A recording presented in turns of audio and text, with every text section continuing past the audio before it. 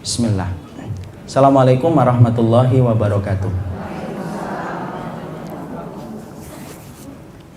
Innal hamdalillah wassalatu wassalamu ala Rasulillah wa ala alihi wa sahbihi wa man tabi'ahum bi ihsan ila yaumil qiyamah. Ibu-ibu yang semoga Allah rahmati dan Allah berkahi, alhamdulillah kita senantiasa bersyukur kepada Rabb yang pantas dan patut untuk kita puji dalam segala nama dan segala sifatnya. Tidak ada satu celah sedikit pun kekurangan dan aib yang dimiliki oleh Rabb yang kita sembah. Dan itulah keberuntungan yang paling besar ketika kita hamba yang lemah dan hamba yang fakir, tetapi kita bersandar kepada Zat yang sempurna dan maha kokoh dalam segala perbuatannya. Dan inilah yang menjadikan kita bersyukur, karena semua kenikmatan dan kebaikan yang kita peroleh dalam kehidupan bukan karena kita hebat, bukan karena kita kuat, dan bukan karena kita pintar. Tapi hari ini kita mendapatkan kebahagiaan dari sandang, pangan, dan pangan, itu bukan karena kita mampu, tetapi karena kebaikan Allah dalam kehidupan kita. Allah sendiri yang mengatakan, kullukum arun, kullukum jai'un, kullukum dholun. Sesungguhnya manusia itu hakikatnya telanjang, sesungguhnya manusia itu hakikatnya lapar, dan sesungguhnya manusia itu hakikatnya tersesat. Allah lah yang memberikan makanan, Allah lah yang memberikan pakaian, dan Allah lah yang memberikan petunjuk. Dan itulah yang menjadikan kita bersyukur kepadanya, karena tidak ada satu perkara di mana kita menyandarkan pujian kecuali hanyalah kepada Allah semata. Semoga kajian yang kita selenggarakan adalah kajian yang menjadikan kita mampu bersyukur kepada Allah, karena tidak ada perkara yang mampu menyegerakan kita mendapatkan surganya Allah kecuali adalah syukur kita kepada Allah. Makanya Imam Ibnu Qayyim pernah ditanya, mana yang lebih utama, sabar, hamba yang bersabar, atau hamba yang bersyukur? Maka beliau menjawab, la a'lam bainahuma. Aku tidak mengetahui di antara keduanya mana yang lebih utama dan yang mana yang lebih cepat mengantarkan ke surga. Karena memang surga akan cepat diraih ketika ada hamba yang banyak bersyukur dan hamba yang banyak bersabar. Kalau ada di antara kita yang sedang dimudahkan segala urusannya, banyak-banyaklah bersyukur. Dan syukur itu bukan hanya dengan ucapan, tetapi yang paling penting bertambahnya ketaatan. Kalau ada di antara kita yang sedang diberikan banyak ujian dan kesulitan dalam hidup, banyak-banyaklah bersabar, karena sesungguhnya jalan ke surga tidak ditaburi dengan bunga mawar dan bunga yang indah, tapi jalan ke surga memang ditaburi dengan penuh onak dan duri yang menjadikan kita sering merasa kesakitan, tapi Allah meminta supaya kita bersabar sampai pada waktu yang telah Allah janjikan. Semoga kita senantiasa bersyukur dalam setiap waktunya. Jamaah yang semoga Allah rahmati dan Allah berkahi, ada beberapa jamaah yang menyampaikan bahwasanya dalam kajian kali ini supaya menyampaikan tentang masalah anak. Insya Allah saya akan menyanggupi dan memenuhi permintaan. Insya Allah dalam kesempatan hari ini kita akan menyampaikan tentang satu tema dan permasalahan, yaitu tentang masalah anak. Bagaimana menjadikan anak kita menjadi permata hati sesuai dengan bimbingan dan arahan ilmu yang disampaikan oleh para ulama-ulama Ahlussunnah wal Jamaah. Sebelum kita menyampaikan itu, kita harus mengerti sesungguhnya anak itu memiliki banyak sifat yang diterangkan di dalam Al-Quran. Karena ternyata Allah itu menerangkan tentang sifatnya anak sebagaimana Allah menerangkan sifatnya keluarga. Keluarga itu kan juga macam-macam kan, ada keluarga Ibrahim, ada keluarga Lut, ada keluarga Nuh, dan ada keluarganya Rasul. Sama, ternyata anak itu Allah terangkan sifatnya itu beda-beda. Dan Allah terangkan di dalam surat, di dalam Al-Quran, 4 sifat yang dimiliki oleh anak kita, dan pasti di antara kita mendapati keturunan kita memiliki salah satu sifat yang diterangkan oleh Allah Subhanahu wa Ta'ala. Maka 4 sifat yang diterangkan oleh Allah ketika Allah menyampaikan dan menjelaskan tentang anak itu sifatnya 4. Yang pertama yaitu adalah anak ada yang menjadi perhiasan. Anak itu sifatnya ada yang menjadi perhiasan. Sebagaimana kita baca di dalam surat Ali Imran ayat yang ke-14. Zuyyina linnasi hubbus syahawati minan nisa'i wal banin.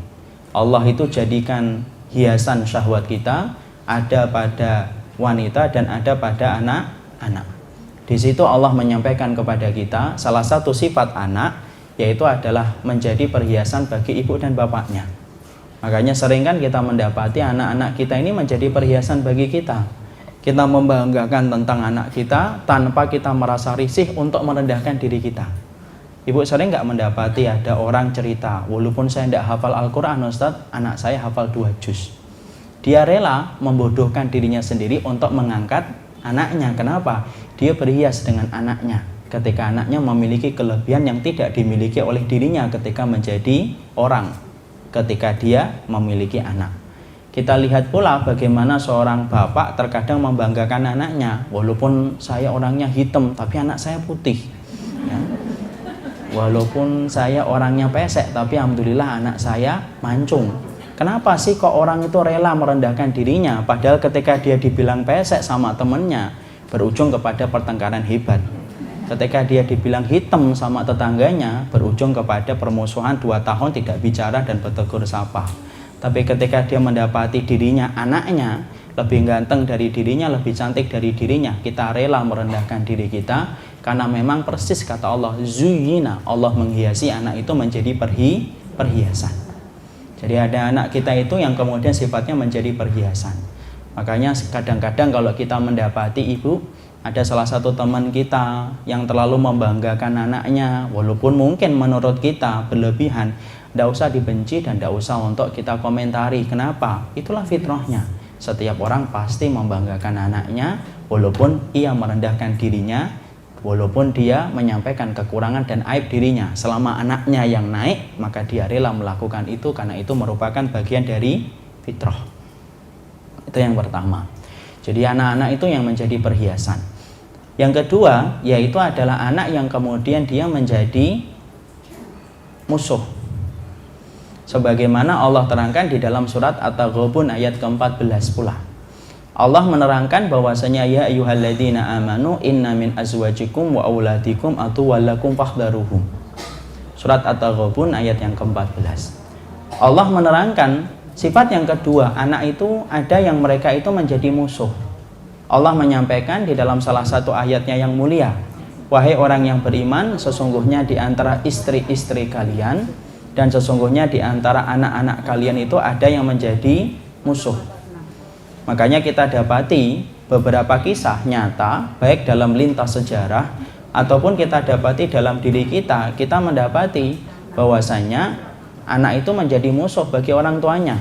Orang tuanya berkata ke barat, maka kemudian anaknya ke timur. Kita mendapati orang tuanya bilang ke utara, anaknya bilang ke selatan. Dan dia betul-betul menjadikan orang tuanya meneteskan air mata, berkalang dalam kesedihan, karena betul-betul dia menjadi musuh. Makanya jangan kaget kalau kita mendapati di akhir-akhir zaman ini, kita mendapati ada anak membunuh orang tuanya hanya karena tidak dibelikan motor.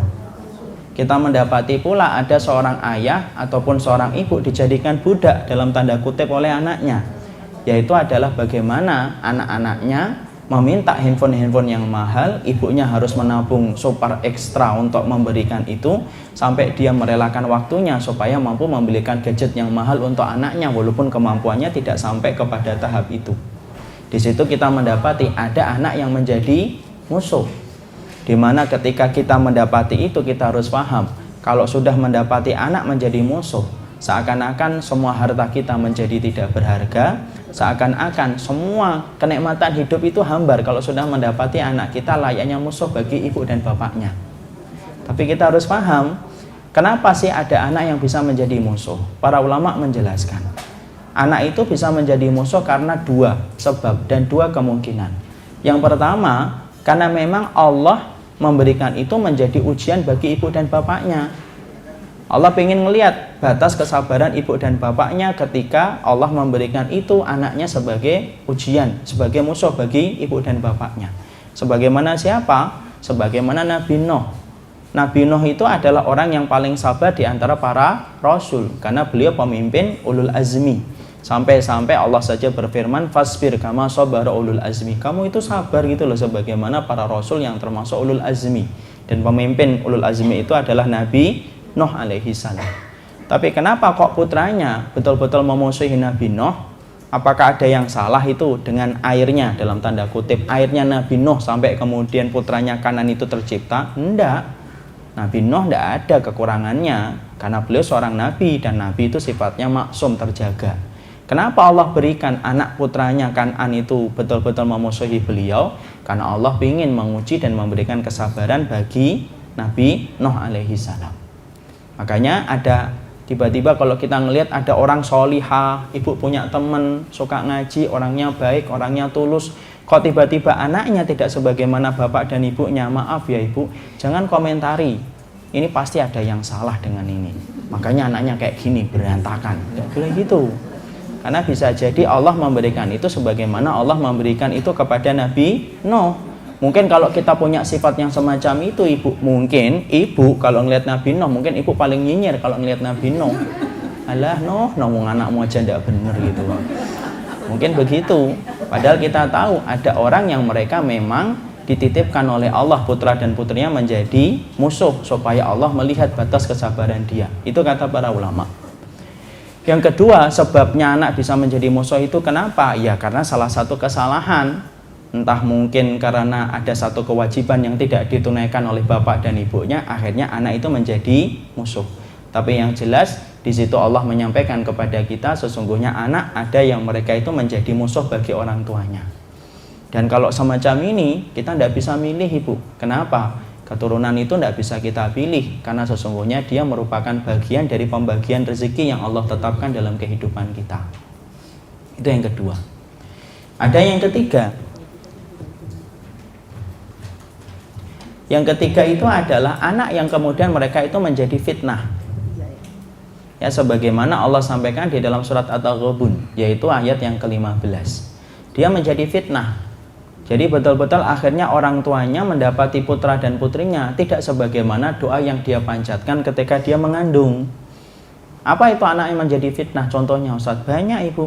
Berapa banyak seorang bapak dan seorang ibu habis hartanya ketika mendapati putra dan putri yang dilahirkan oleh ibunya ternyata cacat, ternyata kemudian jantungnya bocor, ternyata dia menjadi anak autis. Ketika kemudian dia menjadi orang yang membawa penyakit keturunan, dia punya kanker darah padahal usianya masih kecil. Saya pernah mendapati ada seorang anak di daerah Suriah, itu ketika dibawa ke Turki dia ternyata punya penyakit kanker darah di mana dia harus cuci darah di usia yang masih sangat bayi. Tapi begitulah ada orang yang mereka itu anak itu dilahirkan mereka itu menjadi ujian bagi orang tuanya. Dan kita harus mengerti, kita harus memahami bahwasanya dunia ini anginnya tidak bertiup sesuai dengan kehendak hati kita. Yang namanya anak itu Allah yang menentukan. Tidak ada orang tua yang mengharapkan putra dan putrinya itu cacat. Setiap orang tua, seburuk apapun fisik yang dia miliki, selalu menginginkan dan mengharapkan putra putrinya itu yang terbaik dan lebih baik daripada dirinya. Tapi apalah daya, yang menggenggam hidup bukan diriku dan dirimu, tetapi yang menggenggam hidup itu adalah Allah. Makanya ada anak yang mereka itu menjadi ujian bagi orang tuanya.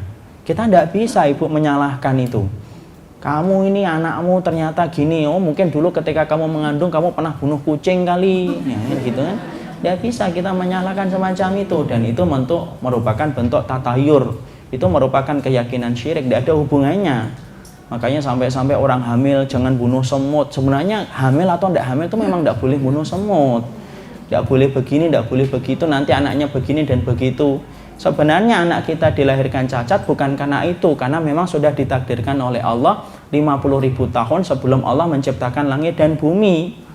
Jadi semua yang kita dapatkan ibu tidak lepas dari apa yang Allah telah takdirkan. Jangan menyalahkan siapapun. Ya, dan jangan kita kemudian memincingkan mata kita kepada orang yang ternyata diberikan oleh Allah ujian.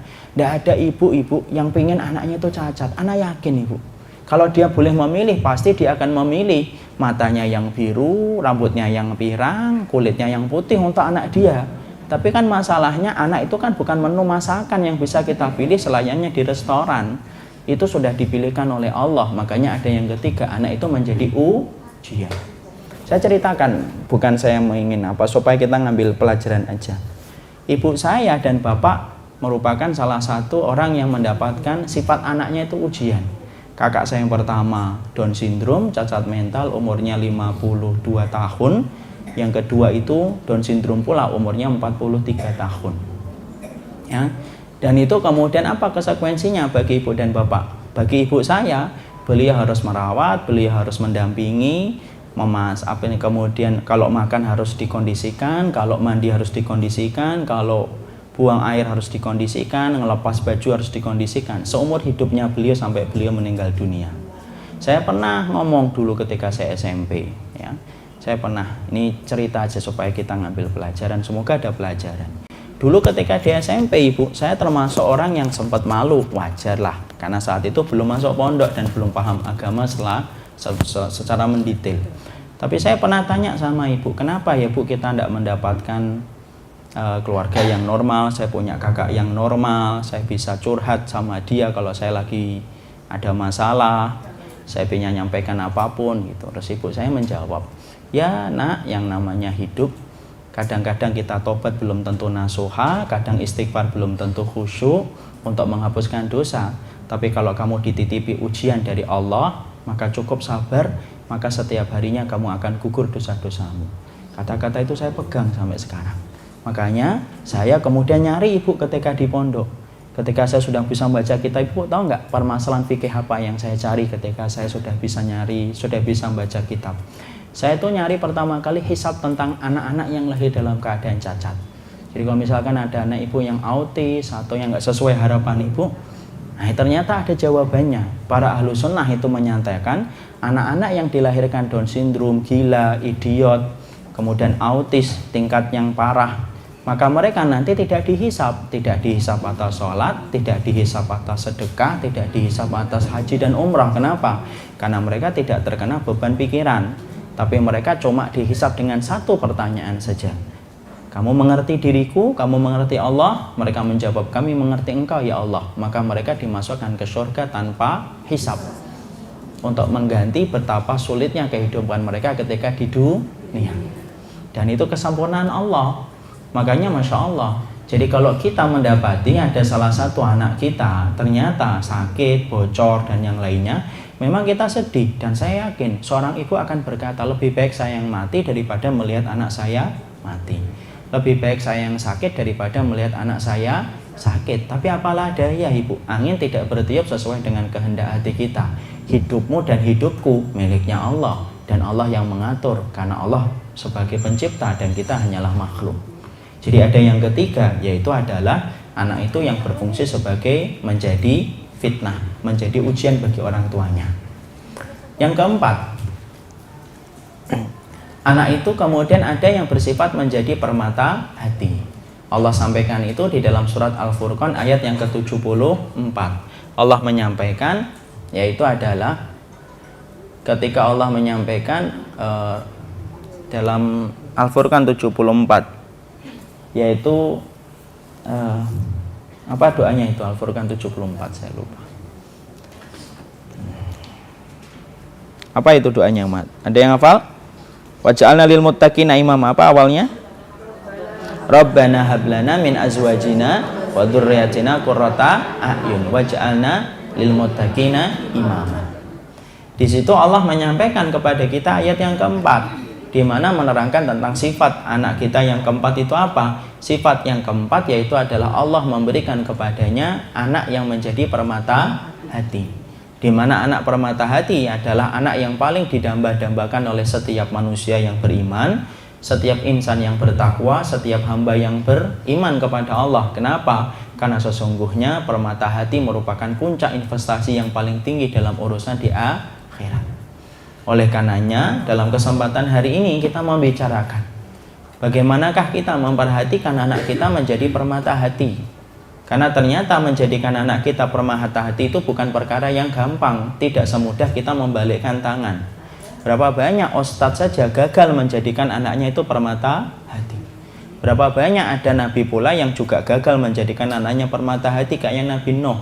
Karena ternyata menjadikan anak menjadi permata hati merupakan perkara yang sulit, tidak segampang kita membalikkan tangan, karena sesungguhnya menjadikan itu adalah perkara berat yang harus disusul dengan perjuangan yang sangat tangguh, yang sangat berat. Makanya sebelum kita membicarakan tentang apa itu yang disampaikan oleh Imam Ibnu Qayyim supaya anakku, anakmu, keturunanku dan keturunanmu menjadi anak-anak permata hati, maka kita harus paham apa sih hebatnya kalau kita memiliki anak yang sholih, Ustaz? Karena terkadang kita tidak paham keutamaan kita memiliki anak yang solih. Kita sering, maaf ya ibu ya, bukan saya menyindir profesi, tidak semua profesi baik. Tapi kadang-kadang kita sering membanggakan anak kita ketika anak kita insinyur, anak kita dokter, anak kita arsitek, tanpa kita mengerti apakah mereka solih ataukah tidak. Padahal kemudian yang paling penting, Allah tidak pernah menyinggung profesi anakmu ketika Allah sampaikan di dalam Al-Quran, tetapi Allah menyebutkan apakah anakmu itu menjadi qurrata ayun ataukah tidak. Makanya kemudian Masya Allah, karena sesungguhnya ternyata setidaknya ada 3 keutamaan yang Allah berikan kepada anak-anak kita ketika anak itu berhasil menjadi anak yang solih. Ketika anakku dan anakmu menjadi anak akhirat, tidak ada yang paling beruntung kecuali adalah ibu dan bapaknya.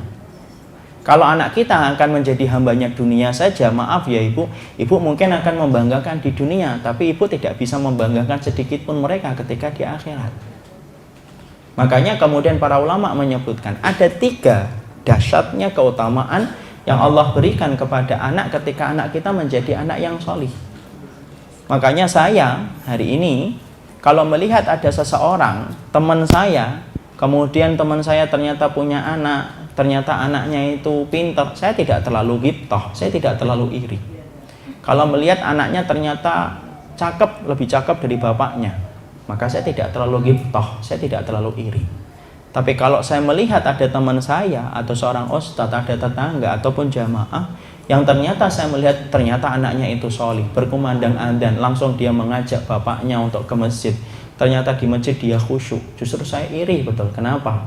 Karena Masya Allah, urusan akhirat dari urusan ibu dan bapaknya betul-betul akan dibantu oleh anaknya ketika anaknya mengerti ketaatan dia kepada Allah dan Rasulnya. Nah, sekarang kita bahas dulu 3 keutamaan apa yang Allah berikan kepada kita selaku orang tua ketika mendapati anak kita menjadi solih dan solihah. Maka yang pertama, yang sering saya ulang-ulang, yang pertama adalah ketika anak kita, keturunan kita, apapun profesinya, pintar ataupun tidak, kaya ataupun tidak, tapi dia orang yang takut kepada Allah, maka fahami ibu, yang pertama dialah yang akan melapangkan orang tuanya dengan memberikan syafaat bagi orang tuanya supaya orang tuanya masuk ke dalam surga. Karena ternyata syafaat itu bukan hanya datang dari Nabi. Syafaat itu bukan hanya datang dari bacaan Quran. Syafaat itu bukan hanya dari surat Al-Baqarah yang kita baca. Tapi di antara 10 syafaat yang ditetapkan oleh ahlu sunnah, salah satunya syafaat itu apa? Yaitu syafaat yang diberikan oleh anak-anak kita yang salih. Hadis riwayat Muslim begitu gamblang menjelaskan tentang itu. Dalam hadis riwayat Muslim, Rasulullah SAW gamblang banget menjelaskan itu. Ketika Nabi mengatakan kepada anak-anak yang solih, yang ternyata mereka karena kesolihan mereka, hisab mereka menjadi ringan. Ingat ibu, ciri khasnya orang yang beriman dalam kehidupan akhirat, hisab mereka itu ringan. Kenapa? Sedikit dosanya, sedikit yang dihisab. Ya, makanya Allah mengatakan fasawfa yuhasabu hisaban yasira. Mereka akan dihisab dengan hisab yang ringan. Jadi makanya kalau ada orang kok dihisab lama ataupun sampai didebat di dalam hisab, pastikan orang itu celaka. Jadi kalau ada orang kok dihisab sampai Allah mendebat, kamu bohong, bukan, Allah mendebat gitu, itu pasti ujungnya neraka orang itu. Lah ada anak-anak yang solih, yang hisab mereka itu ringan. Ketika mereka dihisab, mereka sudah dulu selesai. Di mana tempatnya seseorang hamba ketika hisabnya sudah selesai? Tidak ada tempat dia berjalan kecuali menuju kepada surganya Allah. Ketika dia berada di pintu surga, dia melihat ke dalam surga, tidak menjumpai bapak dan ibunya. Allah berfirman, Allah mengatakan kata Nabi, udkhulul jannata, bahwa kalian itu masuk ke dalam surga. Lalu anak-anak itu kemudian ketika tidak menjumpai bapak dan ibunya di dalam surga, maka anak-anak itu siapa yang dia ingat pertama kali? Yang dia ingat pertama kali ibu dan bapaknya, ibu. Jadi ada beberapa kondisi ketika orang itu tidak ingat siapa-siapa. Ketika dia ditimbang, dia nggak ingat siapa-siapa kecuali dirinya. Yang kedua, ketika melewati sirat, dia tidak ingat siapa-siapa kecuali dirinya. Dan yang ketiga, ketika pembagian kitab. Jadi ada 3 kondisi manusia tidak ingat siapapun kecuali dirinya. 1, ketika dia dihisab oleh Allah. Yang kedua, ketika dia ditimbang oleh Allah. Kemudian yang kedua, ketika dibagikan kitab. Nah itu dia betul-betul stres itu semua orang itu yang ketika melewati sirat. Jadi ketika anak itu sudah melewati sirat, ketika sedang melewati sirat kan nggak ingat siapa-siapa, kata Nabi, la yadkur ahadun ahadan fi salasati mawatin, kata Nabi. Tidak ada ingat orang itu dengan siapapun dalam 3 perkara itu. Tapi setelah melewati sirat, siapa pertama kali yang dia ingat? Bukan istrinya, bukan anaknya, bukan siapapun. Yang dia ingat dulu itu ibu dan bapaknya. Kalau dia solih. Sirat itu sirat, penyeberangan. Maka kemudian dia melihat mana ibu dan bapak saya. Kenapa? Memorinya yang pertama kali yang langsung dia ingat itu ya ibu dan bapaknya dulu. Loh kok tidak ada? Ternyata kemudian Allah mengulang kembali, udkhulul jannata, mbok kalian itu masuk ke dalam surga. Kembali anak itu berkata, lan nadkhulal jannata hatta ya'tiya abauna wa ummahatuna. Maaf ya Allah, kami tidak bisa masuk surga sebelum kami berjumpa dengan ibu dan bapak kami. Sampai yang keduanya Allah kemudian menjawab, mali arahu, kenapa sih orang tuamu masih dihisab? Jadi orang tuanya ini kemudian banyak maksiatnya dan banyak dosanya daripada putra dan putrinya. Sampai kemudian akhirnya dihisab panjang. Maka kembali anak-anak itu di depan pintu surga berkata, kami lanat khulal, kami tidak bisa masuk surga ya Allah sebelum kami berjumpa dengan ibu dan bapak kami. Allah ketika melihat anak-anak yang soleh ini bersikukuh, dia berkukuh untuk kemudian menjumpai ibu dan bapaknya, Allah berikan syafaat kepada bapak dan ibunya, Allah ringankan hisabnya, Allah mudahkan dia melewati sirat dan berjumpa dengan anak-anak mereka di depan pintu surga. Mereka akhirnya bareng-bareng masuk ke dalam surga dan orang tuanya masuk surga. Bukan hanya karena sholatnya, bukan hanya karena puasanya, tetapi karena putra-putrinya yang solih dan solihah itulah yang membantu mereka untuk memasuki surga. Coba ibu, Masya Allah itu. Kalau anak ibu pinter, maaf ya ibu, pinternya itu ibu mungkin banggakan di dunia, tapi tidak akan ibu banggakan nanti di akhirat. Kadang-kadang kita lebih, maaf ya, bukan saya menyalahkan. Kadang-kadang kita waktu di dunia itu kita berikan kursus dari kelas 1 SD sampai SMA dengan banyak kursus duniawi. Tapi maaf ya, kita lupa terhadap urusan akhiratnya. Siapa yang paling rugi? Bukan tetangganya, bukan saya yang rugi. Yang rugi adalah ibu dan bapaknya, karena ibu dan bapaknya tidak mendapati putra dan putrinya menunggu mereka di depan pintu surga. Itu yang pertama. Yang kedua, apa dahsyatnya keutamaan ketika kemudian kita mendapati putra dan putri kita salihah? Keutamaan yang kedua ketika kita mendapati putra dan putri kita salihah yaitu adalah sesungguhnya kalau putra dan putri kita salihah ibu, maaf ya, doa mereka itu mustajab sampai kepada ibu ketika ibu mati terbujur kaku di alam kubur. Kalau mereka itu soleh dan solihah, doa mereka itu mustajab nembus langit ketika dia mendoakan saya ketika saya mati di alam barzah. Kenapa? Karena anak yang solih adalah anak yang mendoakan orang tuanya dan doa mereka itu mustajab. Ingat loh ibu, tidak semua anak itu ketika mendoakan orang tuanya itu nyampe. Mana dalilnya Ustaz? Nah, sudah dengerin dulu dalilnya. Rasulullah SAW bersabda, idza mata ibnu Adam inqata amaluhu illa min salasin. Kalau anak Adam itu sudah meninggal dunia, terputus segala amalnya kecuali 3 perkara. Itu hadisnya kan masyhur. Perhatikan, salah satunya siapa? Waladun solihun yad'u lahu. Nabi tidak mengatakan waladun, tapi Nabi mengatakan waladun solihun, anak yang solih. Kenapa Nabi harus memberikan kata sifat dengan kata solihun?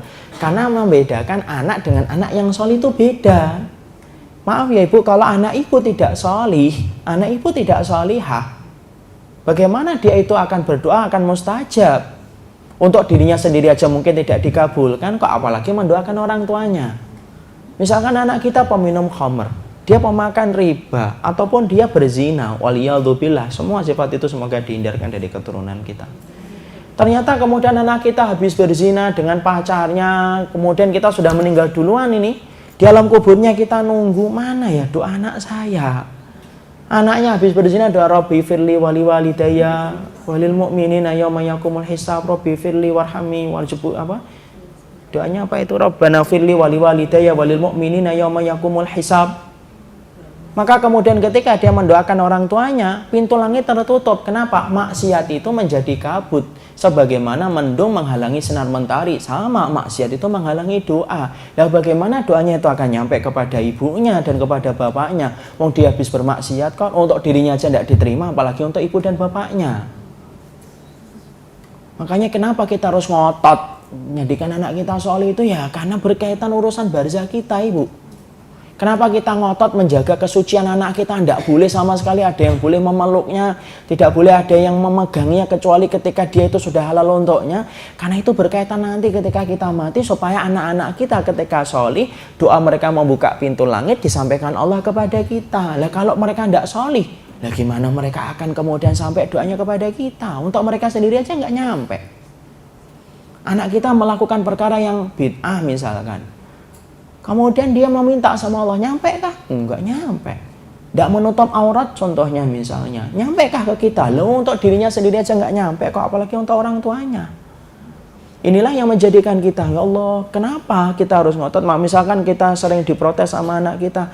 Kenapa sih ma kok gitu terus? Nak, karena saya butuh kamu nanti ketika aku sudah menutup mata. Siapa lagi yang ibu butuhkan kalau bukan kamu? Dan kalau kamu tidak solih, ya gimana hadiah yang kamu berikan kepada ibu itu akan nyampe? Sebenarnya hadiah ibu dan hadiah bapak itu bukan kue tar, bukanlah kunci rumah yang diberikan kepada kita, enggak. Hadiah terbaik yang diberikan oleh anak kepada ibu dan bapaknya itu apa? Anak itu solih, sudah. Maka setiap waktunya kita akan mendapatkan pahala yang mengalir kepada kita pada waktu hari kiamat. Kenapa? Kita telah meninggalkan seorang hambanya Allah, yaitu anak kita, di mana hamba Allah ngerti kewajiban dia kepada Allah. Makanya ada sebuah kisah nyata ketika dalam satu riwayat yang disampaikan oleh Imam Adz-Dzahabi, ada seorang ibu diraba di dalam surga, tinggikan derajatnya, sampai kemudian ibu itu bertanya, Mali hadhihi darajah, ya Allah, kenapa kok derajat surgaku kok semakin ditinggikan? Amalanku yang tersisa itu amalan apa sih? Kemudian dijawab oleh Allah bi istighfari ibniki salih.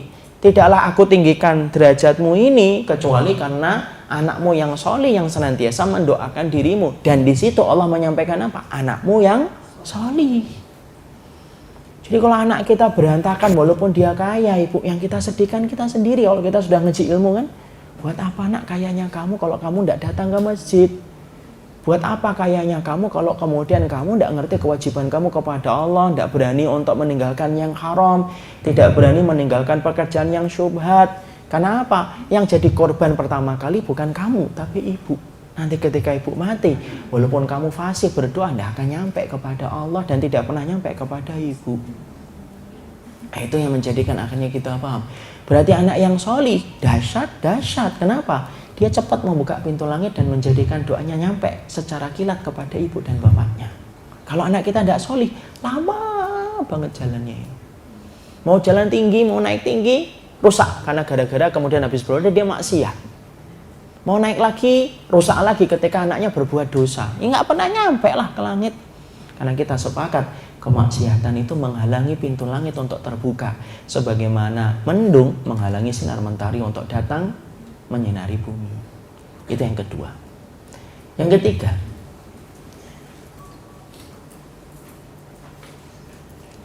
ketiga, apa sih dahsyatnya kita kemudian memiliki anak yang solih?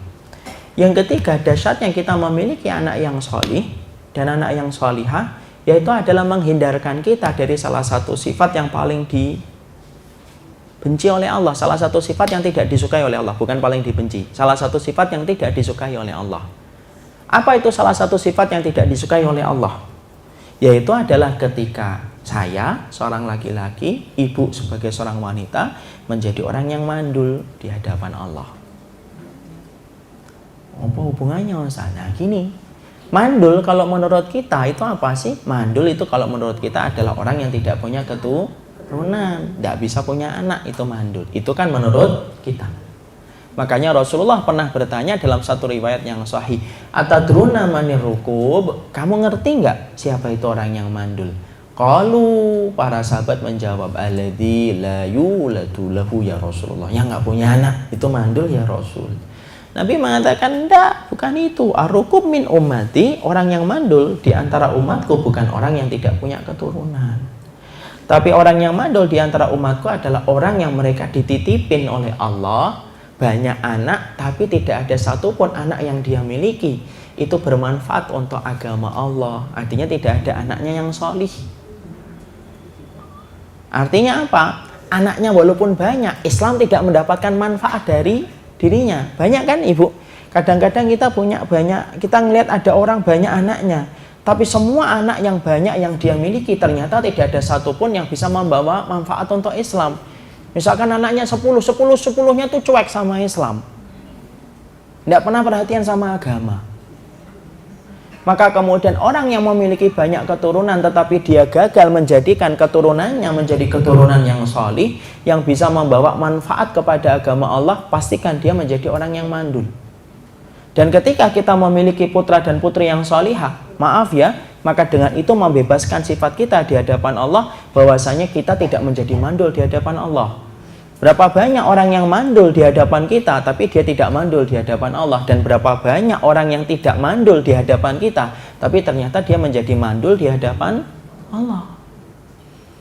Ini untuk umum semuanya, entah keluarga ustadz, keluarga ikhwan, keluarga orang yang baru ngaji, semuanya. Bisa jadi kita bisa menjadi mandul. Makanya ketika kita berhasil mencetak anak kita menjadi anak yang betul-betul ngerti iman dia kepada Allah, maka sesungguhnya ar-rukub itu kemandulan, terhindar dari sifat kita. Bisa jadi rahim kita sehat, tapi ternyata rahim kita itu mandul di hadapan Allah. Kenapa?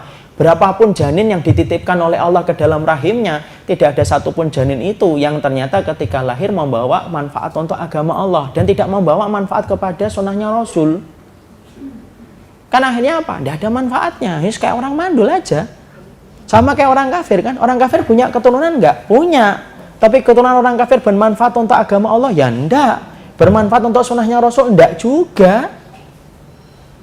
Maka kemudian dengan kita menjadikan anak kita menjadi anak yang solih, maka sesungguhnya kita berhasil menjadikan diri kita tidak menjadi mandul di hadapan Allah.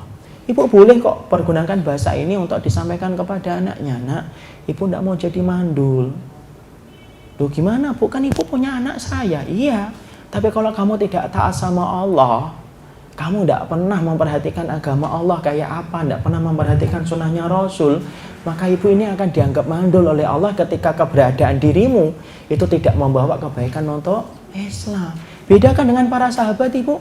Para sahabat itu putra-putranya membawa harumnya Islam, itu putra-putranya para sahabat-sahabat Nabi dan sahabat-sahabat wanita Nabi. Ummu Salamah punya Anas bin Malik. Tuh kita mendapatkan hadis kan, mengharumkan sunnah. Kita mendapati Umar ibnu Khattab. Siapa putranya? Yaitu adalah Ibnu Umar. Ada Asim. Putra-putra mereka mengharumkan nama, mengharumkan sunnah. Mereka tidak menjadi mandul di hadapan Allah. Nuruddin Al-Zanki yang menjadi bapaknya Salahuddin Al-Ayyubi, ya, Nuruddin Al-Ayyubi.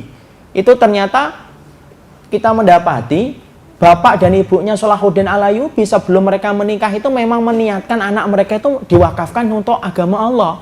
Makanya ada seorang wanita, saya lupa namanya, ketika dia dilamar banyak wanita selalu dia tolak. Ketika ditanya, kenapa kamu selalu tolak?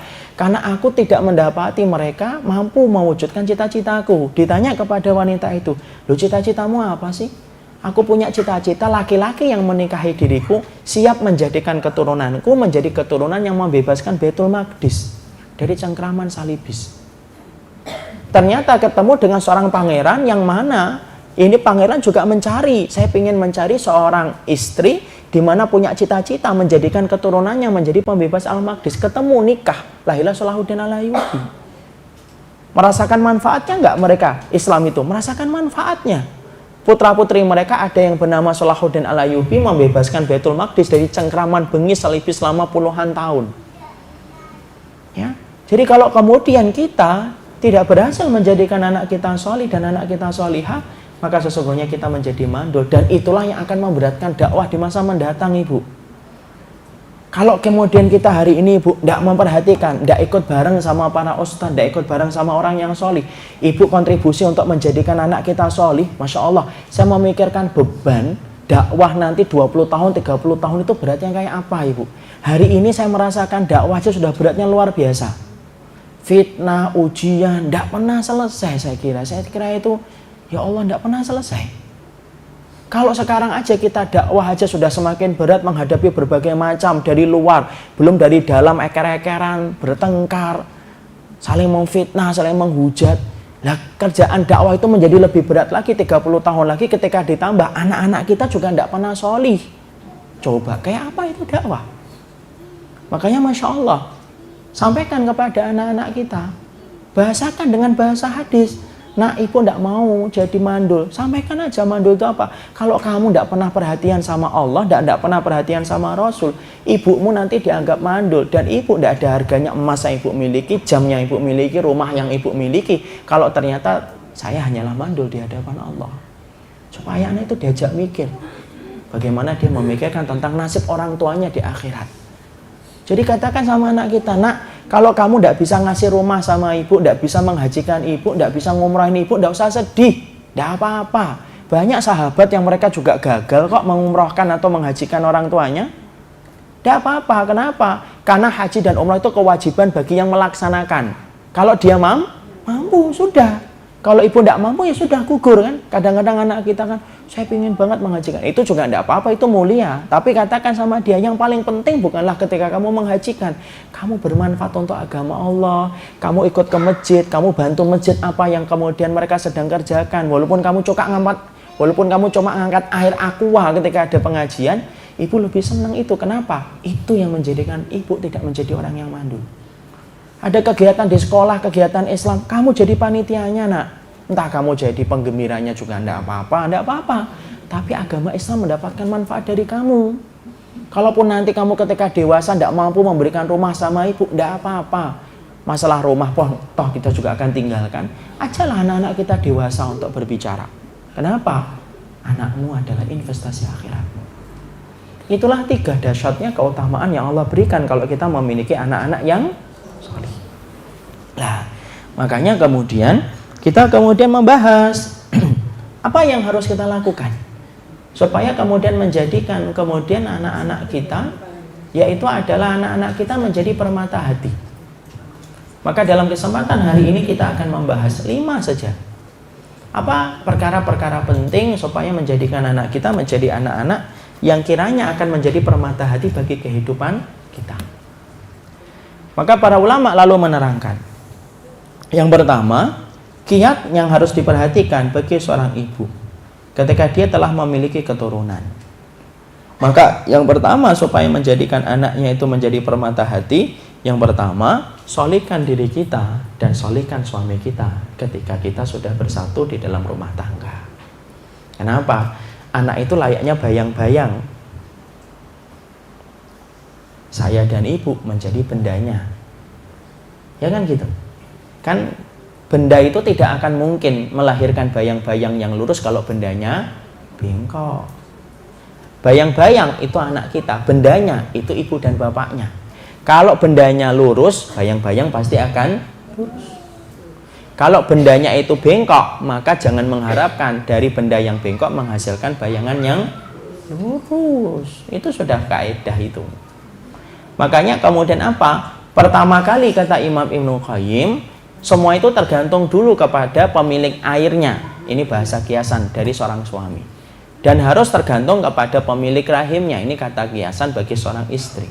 Kalau air yang bersih, air yang sholih, maaf, dia bertemu dengan janin yang taat, bertemu dengan rahim yang taat, maka akan membentuk anak-anak yang sholih, dan anak-anak yang sholih itu lebih besar. Walaupun tidak jaminan ya. Kadang-kadang ada yang diberikan ujian oleh Allah.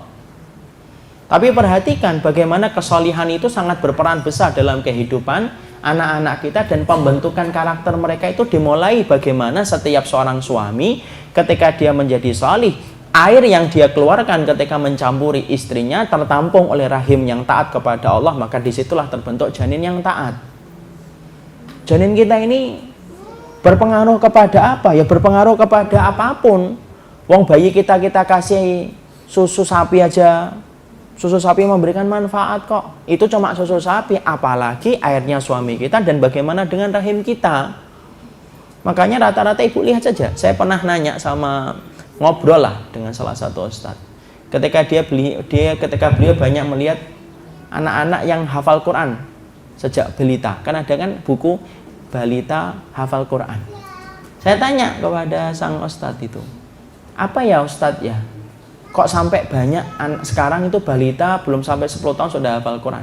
Apa persamaan di antara semua orang tuanya? Beliau menyampaikan, karena mereka memiliki ibu yang cinta sama Quran. Walaupun kemudian ibunya rata-rata tidak hafal Quran, tapi memang senang dengan Quran. Senang membacanya, terus ketika kemudian mengandung. Apa yang dibaca oleh ibu ngalir nggak kepada rahim? Ngalir ibu. Wong ibu kemudian minum es saja berpengaruh sama janin kok. Kita ini kalau hamil kan tidak boleh makan dan minum es terlalu banyak kan, supaya anak kita tidak menjadi gemuk besar. Loh, kalau minum es saja ternyata berpengaruh kepada janin, emang kita kira bahwasanya bacaan Quran tidak berpengaruh kepada janin? Pasti kita salah memahami. Makanya Masya Allah, ternyata kesolihan seorang wanita sebagai pemilik rahim dan kesolihan laki-laki sebagai pemilik air itu betul-betul penting. Dan ketika ada satu kesalahan itu berpengaruh besar kepada kehidupan anak itu ketika dewasa. Kita ambilkan contoh Imamul Haromen. Ibu tahu Imamul Haromen? Pasti tidak tahu insya Allah. Muridnya Imam Syafi'i. Imamul Haromen itu salah satu ulama besar dari madhabnya Imam Syafi'i. Ternyata beliau itu punya kekurangan. Apa kekurangan Imamul Haromen? Imamul Haromen itu kalau ngomong kadang-kadang terselip kata-kata yang dia sampaikan, terselip-selip, tercampur-campur. Dalam hati pengen ngomong apa, keluarnya beda. Itu Imamul Haromen. Kemudian Imam Haromen kemudian mencari, kenapa ya saya punya sifat kayak gini, itu kenapa ya? Kemudian ternyata dia mendapatkan cerita. Bapaknya cerita sama dia, dulu kamu ketika kecil aku jaga. Bapak dan ibu itu menjaga kamu. Di antara penjagaan yang diberikan oleh bapaknya Imamul Haromen rahimahullahu ta'ala itu apa? Yaitu adalah supaya anak itu hanya betul-betul disusui sama ibunya dan orang-orang yang betul-betul terpercaya dalam iman dan ketakwaan. Jangan gampang-gampang menyusukan ibu. Apalagi ngambil susu dari bank susu. Kita tidak tahu siapa susunya.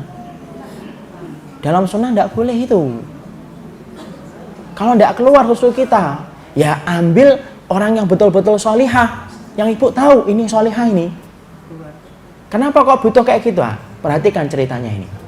Maka ketika satu waktu ketika kamu nangis, Imamul Haromen ketika masih kecil nangis. Ketika diletakkan nangis. Ketika kemudian mungkin haus, ibunya pergi, masuklah tetangganya. Tetangganya ini seorang budak. Milik tetangganya, bukan milik bapaknya Imamul Haromen. Melihat bayi itu nangis, timbul rasa iba. Diambil susu, diambil si Imamul Haromen yang masih kecil, disusuin sama kemudian dia. Padahal air susunya itu halal atau tidak halal? Tidak halal, wong itu budak bukan milik bapaknya Imamul Haromen, kok bapaknya milik tetangga. Dan ternyata kita juga tidak ngerti apakah budak itu solihah ataukah tidak. Ternyata susuan itu membentuknya Imamul Haromen sampai Imamul Haromen ketika dewasa kalau ngomong terselip kata yang di dalam hati ngomong gini keluarnya beda. Dan itu disampaikan Imamul Haromen untuk menyampaikan apa? Itulah pengaruh besar terhadap apa? Ternyata air susu, rahimnya seorang wanita, ketaatannya seorang wanita, kebaikannya seorang laki-laki itu merupakan satu kesatuan yang membentuk bagaimana ketika keturunan itu kelak menjadi dewasa. Ibu tahu nggak? Penyakit gula itu nurun sampai 6 keturunan. Itu hanya penyakit gula. Kalau anak kita sampai kemudian suka dengan tayangan porno, jangan salin anak loh. Mungkin orang tuanya, mungkin bapaknya atau ibunya juga pernah kecanduan itu ketika dulu. Wallah alam loh. Tapi kalau kita ngelihat ini, bisa jadi terjadi. Kalau ternyata kemudian orang tuanya itu suka berdusta, ya jangan salahin kalau ternyata anak kita kemudian suka berdusta. Oh, penyakit gula aja nurun sampai 6 keturunan kok. Ya kan? Makanya Masya Allah, kadang-kadang kan kita suka menyalahkan begini dan begitu. Ya tidak bisa kita salahkan. Jangan menjadikan anak itu, yaitu adalah kambing hitam. Dan jangan menjadi orang tua pemadam kebakaran. Muncul masalah baru kita nyari solusi. Pemadam kebakaran kan gitu. Ada nggak pemadam kebakaran yang datang sebelum terjadinya kebakaran? Tidak ada. Ngapain Pak di sini? Insya Allah jam 2 nanti kebakaran. Tidak ada. Lah banyak orang tua itu modelnya pemadam kebakaran, bukan dia menjaga dari awal, dia menjadi soleh. Jadi setelah nikah harus betul-betul bertobat, meninggalkan sesuatu yang salah. Kenapa? Karena kalau dia tidak mengerti itu, maka itu bisa menjadi sesuatu yang dibawa kepada anak. Apakah itu namanya dosa keturunan, Ustaz? Tidak ada dosa keturunan, tapi benih itu bisa membentuk itu. Ya, dan kita tidak bisa nafikan itu, Ibu. Imam Abu Hanifah itu sama. Imam Abu Hanifah rahimahullahu ta'ala, Imam Abu Hanifah itu Masya Allah, Ibu, orang yang terkenal dalam masalah qiyas. Mana di mana para ulama menyampaikan Imam Abu Hanifah kalau sudah ngomong gunung ini emas, tidak ada yang tidak percaya kalau gunung itu emas. Kenapa? Saking kuatnya setiap kata dan teori yang disampaikan oleh Imam Abu Hanifah. Itu Imam Abu Hanifah. Tapi tahukah kita, Imam Abu Hanifah juga kadang-kadang kayak Imamul Haramain, kalau ngomong tiba-tiba terselip. Dan Imam Abu Hanifah kemudian sering berkata, ini gara-gara susu yang pernah aku isap ketika susu itu datang dari seorang wanita yang tidak ketahuan dari mana asalnya. 1 sedotan, 2 sedotan, 3 sedotan susu aja ternyata bisa membentuk gitu ketika dewasa. Apalagi sang ibunya dan apalagi bapaknya. Jangan haripin dong ibu, anak saya kapan ya datang ke masjid. Nah, suami ibu aja tidak pernah mendekatkan kelingking kakinya dengan kelingking kaki anaknya kok. Berapa banyak, maaf loh ibu, berapa banyak laki-laki hari ini, maaf loh, kelingking kakinya nggak pernah nempel ke kelingking kaki anaknya. Artinya apa? Nggak pernah sholat bareng-bareng. Anaknya di mana, bapaknya di mana, Jumatan di mana, bapaknya Jumatan di mana. Kelingking kaki bapaknya tidak pernah nempel kepada kelingking kaki anaknya. Padahal kan harusnya apa? Kelingking kaki bapaknya itu yang paling banyak nempel kepada kelingking kaki anaknya kan, artinya sholat berjamaah bareng-bareng terus. Ya, karena apa? Itulah yang kita harus paham. Saya, ibu, suaminya ibu itu bendanya. Anak kita itu apa? Bayangannya. Dan benda itu tidak akan mungkin kemudian akan melahirkan bayangan yang lurus kalau bendanya bengkok. Benda itu akan melahirkan bayangan yang lurus ketika bendanya itu lurus. Makanya Masya Allah, itulah yang kita perhatikan. Makanya kalau kita sudah lewat gimana Ustaz? Ya mari kita tobat. Full kita bertobat kepada Allah supaya itu tidak sampai membawa keburukan. Makanya kan ada salah satu doa, ya Allah, aku berlindung dari keburukan dan keburukan yang Engkau anugerahkan kepada istriku dan anak-anakku. Apa itu keburukan yang Engkau anugerahkan? Ya mungkin gara-gara kesalahan kita dulu. Kita kan tidak pernah tahu. Makanya memperhatikan itu. Makanya saya sering berkata, kalau mau nakal aja sekalian. Tapi sebelum nikah, udah nikah sudahlah tobat. Sudah selesai. Ya, kenapa? Karena itu bisa berpengaruh kepada putra dan putri kita. Itu yang pertama. Yang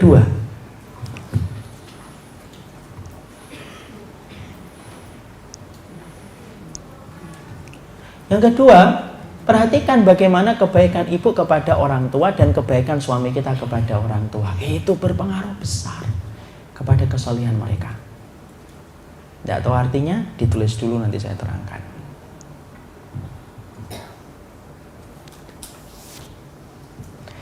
Yang kedua adalah, kalau kita ingin membentuk anak kita menjadi soleh dan solihah menjadi permata hati, yang kedua itu apa? Buat diperhatikan. Jangan-jangan anak kita susah menjadi solih karena kesalahan suami kita kepada orang tuanya sampai Allah menimpakan hukuman Allah berikan melalui perantara anak-anak kita.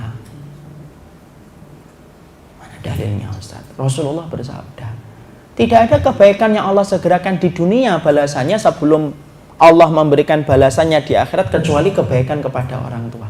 Dan tidak ada hukuman atas satu kejahatan yang Allah segerakan di dunia sebelum hukuman itu Allah berikan nanti di akhirat kecuali kejahatan kepada orang tua. Makanya sampai Wahab bin Munabbih mengatakan, man waqqara walidayhi razaqahullahu waladan yuwaqqiruhu wa man lam yuwaqqir walidayhi razaqahullahu waladan lam yuwaqqiruhu. Siapapun anak yang hormat kepada orang tuanya, Allah kasih kontan cash anak yang juga hormat kepadanya. Dan sebagaimana kalau kemudian ada anak yang tidak hormat kepada orang tuanya, Allah kasihkan anaknya dia juga tidak hormat kepada dia sebagaimana dulu tidak pernah hormat dia kepada orang tuanya. Cash dan kontan. Makanya kalau kemudian kita mendapati anak kita kok susah, coba deh. Kalau suami kita masih punya orang tua, ngomong sama suami, Mas, coba deh kamu minta maaf sama ibu atau bapak. Mungkin ada satu perbuatan yang pernah kamu lakukan membuat mereka sedih. Allah sampai berikan hukuman kita itu anak-anak kita kayak gini. Kenapa? Kalau kita hubungan dengan orang tua kita baik, ibu, ibu mukmin ataupun kafir itu Allah akan berikan balasan di dunia. Adapun orang mukmin diberikan nanti balasan lagi di akhirat. Adapun orang kafir hanya diberikan balasan di dunia. Kenapa? Allah menyamakan balasan untuk di dunia bagi orang yang hormat dan berbakti sama orang tuanya. Enggak kafir, enggak mukmin. Kalau bedanya, kalau mukmin nanti mendapatkan balasan lagi di akhirat, kalau orang kafir balasannya cuma di dunia aja. Makanya saya pernah baca tulisan orang Chinese ketika kemudian dia menyampaikan ini tulisan. Ketika dia berkata, saya lihat teman-teman saya yang sukses bisnis itu rata-rata apa? Karena dia memuliakan ibunya. Loh, padahal mereka orang-orang yang tidak beriman sama Allah dan Rasul. Makanya kemudian perhatikan, jadi kalau kita mendapati ada masalah dalam anak-anak kita, bisa jadi ya. Bisa jadi adalah ada masalah kita dengan orang tua kita sampai Allah berikan hukuman itu, tapi bukan secara pasti loh ya. Lihat nanti anaknya siapa, ndak soli, pasti dulu kamu durhaka sama. Nggak usah gitu. Tapi yang jelas semacam itu, makanya saya sering sampaikan kisahkan Sabit Al-Bunani pernah mendapati ada seorang anak nampar ayahnya. Kenapa? Karena ayahnya dulu nampar ayahnya, sebagaimana dia hari itu ditampar oleh anaknya. Ini ada kisah nyata ibu, ketika saya pernah silaturahmi dengan salah satu bapak-bapak, tapi bapak-bapak ini lumayan pemahamannya karena banyak bermuamalah dengan ustaz. Dia cerita, ada satu keluarga yang mendapati anaknya itu kecanduan dengan PlayStation. Sampai meninggalkan sekolah. Jadi sering bolos PlayStation. Terus itu saja yang dia lakukan. Orang tuanya itu tiap hari nyari di mana PlayStation anak, di mana PlayStation di tempat PlayStation mana anak saya. Sampai kemudian akhirnya ketika dia berkunjung ke temannya ini, dia ngomong, terus kemudian bapak ini nyampein, kamu masih punya bapak enggak? Masih. Coba deh, kira-kira kesalahan apa kamu? Iya ya, apa ya? Perbaiki dulu hubungan kamu dengan ibu dan bapakmu. Nanti Allah akan memperbaiki anakmu hubungannya dengan kamu. Nggak usah dicari anaknya, biarin aja. Nanti kalau lapar juga pulang, uangnya habis juga pulang. Nggak usah dicari-cari. Dan ternyata ibu, ini cerita nyata yang saya dapatkan. Akhirnya apa? Akhirnya betul-betul kemudian dibiarkan itu putranya, nggak dicari-cari lagi sebagaimana sebelumnya. Beliau pulang sama istrinya, diajak istrinya kemudian pulang ke kampung, berbakti sama orang tuanya selama 1 pekan, dia minta maaf dan lainnya. Allah, kemudian hanya beberapa saat kemudian dia mendapati putranya pulang, kemudian di rumah nggak keluar-keluar, sampai bapaknya pernah ngetes, kamu kok nggak keluar, nggak main PlayStation? Bosen pak. Dan hari ini sering bersama dengan bapaknya di tempat-tempat kajian. Jadi ternyata yang kedua kita perhatikan apa? Orang untuk suami kita ini. Dan terutama siapa? Suami. Kenapa? Yang namanya laki-laki, ibu, maaf saya katakan, anaknya berapapun dia, istrinya berapapun dia tetap anak bagi orang tuanya. Beda dengan ibu. Ibu ketika sudah dinikahin sama seorang laki-laki, maaf ya, ibu menjadi milik suami. Dan ibu tidak boleh apapun kecuali izin suami. Bahkan puasa saja tidak boleh ibu, kecuali izin dari suami. Tapi kalau bapak, kalau namanya suaminya ibu hari ini, walaupun anak tahu mungkin ibu besar rasa cintanya, mungkin besar kasih sayangnya sama suami, tolong ya, jangan pernah halangi dia untuk berbuat baik kepada ibu dan bapaknya. Kalau enggak, ibu akan dihukum persis dengan itu ketika anak-anak ibu dihalangi oleh pasangannya, sebagaimana dulu ibu menghalangi suami ibu untuk berbuat baik sama orang tua. Jadi kalau kita dapatnya ada anak kita ini apa gitu ya, nah kita ngomong baik-baik sama suami, ayo masuk kita ketemu ibu yuk, kita ajak ibu jalan yuk 2 hari 3 hari, kita senangkan hati ibu, kita minta maaf kesalahan kita walaupun kita tidak melakukan apapun, atau kita ajak umrah ibu, mungkin ibu pengen umrah tapi yang namanya seorang orang tua itu tidak tega ngomong, kita yang kemudian harusnya paham, gitu aja. Kenapa? Kalau ibu mendapati orang tuanya, kalau ada seseorang sudah berbakti kepada orang tuanya sampai ridho orang tua itu, maka balasannya Allah akan berikan di dunia sebelum Allah berikan balasan di akhirat. Loh ibu apa tidak senang toh suaminya jadi penduduk surga? Dan tidak mungkin loh ibu cerita ini, wallahi, tidak mungkin ada orang sesoleh apapun akan masuk surga kalau dia tidak berbakti sama orang tuanya dan tidak mendapatkan ridho dari orang tuanya. Saya kemarin itu melihat tayangan di YouTube. Ada orang tua tinggal di sebuah, bukan di YouTube ya, di TV kalau tidak salah. Itu ada orang tua tinggal di kotak, di pinggir kali. tinggal tidurnya di bawah balok kayu 5 tahun ibu, dan itu sempat videonya viral kemana-mana, dan akhirnya apa, didatangi oleh panti sosial ya untuk dibawa. Ternyata apa, sang anaknya ada, anaknya ngomong gini, ya saya tak ajak ke rumah saya, enggak mau karena dia nggak cocok sama istri saya. Ya saya husnudon, kita tidak boleh benci kan, kita husnudon. Mungkin sang suami itu belum tahu jangan buru-buru nyalain ya. Kita husnudon mungkin belum tahu ilmunya, tapi ternyata saya bayangkan, Masya Allah, bayangkan cuma satu, tidak nunggu nanti di akhirat ini, kalau dia nggak sampai bertaubat, tidak menunggu di akhirat, pasti Allah akan kasih kontan dengan itu. Jadi disitulah kita paham. Jadi kalau kita sudah mendapati anak kita kok susah bangun sholat subuh gitu ya, ya tetap kita bangunkan, tapi coba kita cari apa sih hubungan suami kita sama orang tuanya lagi apa ini. Jangan-jangan suami kita lagi marah karena mungkin orang tuanya lebih memilih adiknya dari suami atau kakaknya suami, mungkin lebih sayang itu, akhirnya suami kita marah. Kadang-kadang kan cerita sama istri, ibu itu sama dia itu sayang banget sama aku, tidak sayang. Jangan malah dikompor-komporin. Betul mas, memang gitu yang aku rasain itu. Memang kamu nggak usah kesana sering-sering. Jangan jadi istri kompor ya.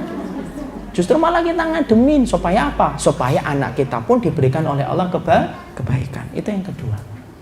Yang ketiga kita singkatkan. Yang ketiga itu apa? Yang ketiga adalah perhatikan makanan. Ketika kita suapkan kepada anak-anak kita, jangan suka memberikan makanan-makanan yang syubhat dan makanan-makanan yang haram, karena sesungguhnya tidak mungkin anak kita akan terbentuk di dalam kebaikan dan kesalihan kalau dia mendapatkan makanan yang haram dan makanan-makanan yang syubhat. Itu yang ketiga. Kemudian yang keempat kita singkatkan, yang keempat yaitu adalah berdoa. Jangan meremehkan doa. Dan alhamdulillah hari ini saya bersama dengan ibu-ibu, dan pemilik doa yang mustajab bagi anak itu doanya seorang ibu. Dan ini cukup panjang sebenarnya, tapi ala kulli hal sempatkanlah waktu yang mustajab, berdoa apapun kecuali kebaikan. Jangan ngomong apapun ibu kecuali kebaikan. Kadang-kadang kita suka bersandar, nanti susah beneran. Kenapa sih Ustaz kayak gitu? Karena kita lupa perkataan Nabi. Ketika Nabi bersabda, fala taqulu ilal khair fa innal malaikata yu'minuna ala ma taqulun. Kalau ngomong itu ya yang baik, karena malaikat itu suka mengaminkan apapun yang kita ucapkan. Makanya kalau ngomong sama anak, semarah-marah apapun ibu, kalau marah suruh anaknya pergi, kasih SOP mulai sekarang. Nak, kalau ibu sudah mulai marah, kamu langsung pergi ya. Kenapa? Salah satu tipsnya ketika kita marah itu jangan berhadapan dengan orang yang kita sedang marah kepadanya. Kenapa? Omongan ini tidak bisa dikontrol. Makanya sampai ada satu doa yang indah kan, ya Allah aku minta keridhoanmu dalam marah dan lapang. Kenapa? Banyak orang yang mendapatkan ridhonya Allah ketika lapang, tapi tidak mendapatkan ridhonya Allah ketika marah. Makanya saya teringat ada sebuah kisah nyata dari Arab Saudi, saya membaca dalam salah satu tulisan bahasa Arab, yaitu adalah ada seorang anak memecahkan kanvas ibunya, di mana kanvas itu merupakan hadiah dari ibunya, nenek dari sang bayi itu. Refleks ibu itu mengatakan, nah kamu mecahin kasnya ibu, ya Allah ini hadiah dari ibu, kamu nanti pecah kepalanya. Dimana dia ketika mengucapkan itu, ibu itu pun sudah lupa dengan omongan dia sendiri. Ketika dewasa, anaknya menjadi orang yang suka membangun bangunan. Sampai satu waktu dia mendapatkan telepon berdering dan diangkat, dan ternyata anaknya tertimpa bahan berat ketika sedang berada ini dan pecah kepalanya. Makanya disitulah kita menyampaikan doanya itu sangat mustajab. Kemudian yang ke-5, tanamkan kepadanya akidah. Jangan hanya fikih tok ibu. Nah, bedakan antara akidah dengan fikih itu. Kita ini kadang-kadang seneng anak kita bisa adzan, bisa iqomah, tapi tidak paham tentang akidah. Padahal yang paling penting itu apa? Akidah. Ikatan hati yang paling pokok itu akidah. Sampaikan kepadanya surga, neraka, tentang akidah, keterikatan dia kepada Allah. Dan ibu tidak bisa ngasih kalau ibu tidak punya. Fakitu syai' la yu'ti. Yang kosong tidak bisa ngisi yang kosong. Yang kosong tidak bisa ngisi. Tapi teorinya apa? Yang berisi baru bisa mengisi. Lah ibu disampaikan ulama harus ngisi akidah, tapi saya tidak paham akidah. Nah itu nggak gimana mau ngisi akidah? Pelajari akidah, datangnya kajian ilmu. Bertambah urusan akidah kita kepada Allah supaya kita mampu menyampaikan kepada putra dan putri kita. Barakallahu fikum, ini yang dapat kita sampaikan. Saya minta waktu setengah jam karena qadarullah ada kajian di salah satu kantor. Tapi insya Allah 5 ini menjadi pegangan masing-masing dari kita. Jadi ringkasannya adalah anak itu sifatnya ada berapa? 4. 1, anak yang menjadi perhiasan, anak yang menjadi musuh, ada yang menjadi ujian, dan anak yang menjadi permata hati. Anak yang menjadi permata hati itu dahsyatnya ada berapa? 3. 1, menjadikan kita mendapatkan syafaat. Yang kedua, menjadikan doanya ketika kita mati sampai kepada kita. Dan yang ketiga, menjadikan kita luput dari sifat mandul. Bagaimana menjadikan anak kita itu permata hati? 1, apa tadi? Ya, mensolihkan diri. Yang kedua, memperbaiki hubungan kita dengan orang tua kita. Yang ketiga, berikan makanan-makanan yang halal. Yang keempat, doa. Yang kelima, pahamkan akidah. Itu semuanya normatif teori, Ibu. Semuanya prakteknya ketika Ibu pulang dari sini, dimulai perjuangan kita untuk menjadikan anak kita menjadi permata hati. Barakallahu fikum, ini yang dapat kita sampaikan. Tidak ada pertanyaan, tidak ada, karena sudah didahulukan pertanyaannya. Semoga Allah memberikan keberkahan atas apa yang kita pelajari. Ibu-ibu, saya cuma menyampaikan jazakumullah khair atas segala doa-doa yang kemarin dipanjatkan. Dan saya menyampaikan amanah dari masyarakat yang ada, masyarakat Suriah yang ada di Turki dan ada di dalam Suriah. Mereka menyampaikan terima kasih sebanyak-banyaknya atas segala bantuan, doa yang telah diberikan kepada mereka. Mereka adalah orang yang beriman dan mereka adalah orang yang paling pandai untuk membalas setiap kebaikan yang kita sampaikan kepada mereka. Mereka selalu berkata, kami mencintai rakyat Indonesia muslimin karena mereka telah mencintai kita ketika banyak negara telah meninggalkan kita. Jadi kemarin saya mungkin rata-rata mungkin sudah pernah mendapatkan broadcast. Saya nggak akan nanya dapat atau tidak karena saya sudah tahu jawabannya, pasti dapat. Ada yang mengatakan saya begini dan ada yang mengatakan begitu, tidak ada. Semuanya hanya proses diperiksa karena memang qadarullahu ma yasha. Ketika melewati perbatasan saya bersama dengan para pengungsi dan setiap datang dari sana memang harus diperiksa. Bukan ditangkap, bukan sebagaimana dikatakan mau gabung ke ISIS. Ngapain Ibu? Masya Allah. Lebih baik kemudian bergabung kepada keluarga Sakinah, Mawadah dan Warohmah. Jadi tidak ada semuanya itu. Jadi insya Allah moga-moga yang mengikuti fitnah itu diberikan kelapangan hati dan semoga bisa kita dipersatukan dengan mereka dalam kebaikan. Saya tidak dendam kepada yang memfitnah. Cuma saya bayangkan satu saja. Kalau dia punya keluarga, punya anak, punya istri, kalau dia dihujat, difitnah di banyak grup, kira-kira sikapnya gimana? Saya, walaupun bukan orang yang sempurna, saya tetap seorang muslim. Saya beriman sama Allah, saya beriman kepada Rasul, saya beriman kepada para sahabat, mengikuti para sahabat. Berarti, tolong, jaga kehormatan saya, kalau kemudian kamu ingin dijaga kehormatannya. Kalau kamu ingin dijaga kehormatannya, tidak pernah menjaga kehormatan orang lain, itu berarti kamu picik.